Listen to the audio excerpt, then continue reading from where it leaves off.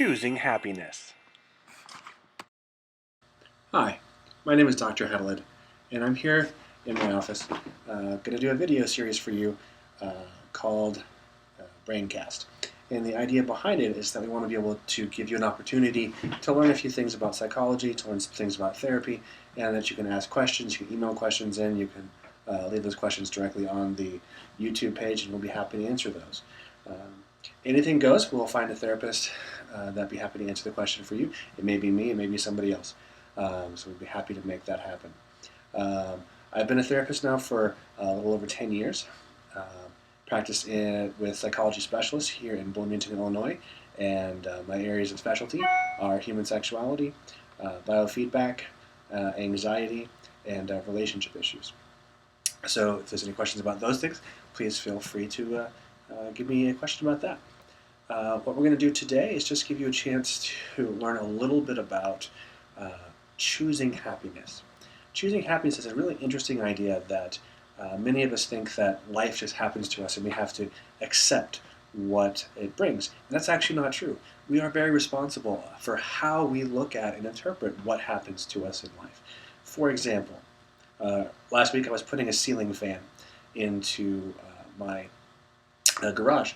And as I was putting it in, it broke. It didn't work. I was so angry at this fan for not working. I was yelling at it and cussing at it and just being very frustrated. And then I realized that, wait, I can choose how I look at this event. I could choose to be angry at it. I could choose to be frustrated. Or I could say, at least I'm in a situation where I can afford a fan. I can put a fan in here and have it work. I have the knowledge and hands to be able to put this fan in. And so once I thought that one simple thought, it wasn't so frustrating anymore. I was able to look at the fan project as something that I could enjoy doing again, even if it was more frustrating than I thought it would be. So I thought I'd give you a few tips on how to be able to choose happiness, and let's go take a look. Here we're going to talk about 7 things that you can do to choose to make your life better, happier, and more enjoyable all around, even when things are going badly. The first thing is to look on the bright side of events. Every event that happens to us, we can choose how we look at that. We can say that this is a failure, this is a learning opportunity, this is a chance for me to show that I can be stubborn and make it through the things that were difficult for me. And so we need to be able to look at that. So choose the bright side. Second is ask yourself what I can learn from this failure. Thomas Edison, when he made the light bulb, failed over 300 times to make that light bulb successfully, and somebody once asked him, what did you learn from that experience? He said, I learned 300 ways to not make a light bulb, and it only takes one that works. So learn from the failure and continue to do better. You only fail at something if you stop. If you keep going, you just haven't succeeded yet. The third thing is to focus on the here and now. Right now, everything is usually pretty okay. I'm in my office, it's safe, it's warm, I'm comfortable, nothing can hurt me. If I worry about the future, if I worry about how people are going to look at this video and say, are they going to like it, are they just going to like it, I'm going to be nervous, I'm going to be afraid of it. If I think about the past and about things that didn't work out, I'm going to be depressed about that. But if I focus on right here, on the task that I'm doing, there's nothing to be worried about, and I'm able to let the anxiety and the depression go. On a strange note to that, compare yourself to yourself, not to anybody else. You don't say, I'm better or worse than somebody else at this. Compare yourself to how you did yesterday. Am I better at this than I used to be? Am I worse at this than I was before? And take that information and use that to get better and better and better at the things in life that we want to struggle with and do better with. 5 is to use a sense of humor. Failure can be funny.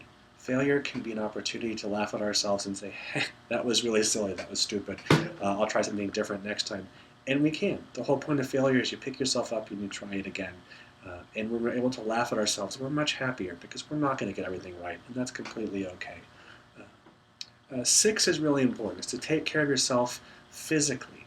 This means take exercise, eat healthy foods, make sure that you're around people, get physical touch from people that you love and care about. And it also means that sometimes with things like depression and anxiety, medication can be very helpful. As a therapist, I'm very into behavioral changes and changes in how you think things, but I also understand that biology is very important, and sometimes we need to talk to our physician or our psychiatrist and say, I really need some medication help with this. Can we talk it over and see what are the benefits and what are the risks?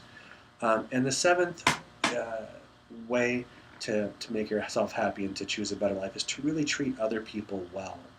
Even in little ways. If we go to the grocery store, you can say something nice to the checker, and they will respond usually pretty positively and make their day and your day better. The nicer we treat other people, the nicer they treat us, and the better that we feel about our life. We end up choosing happiness.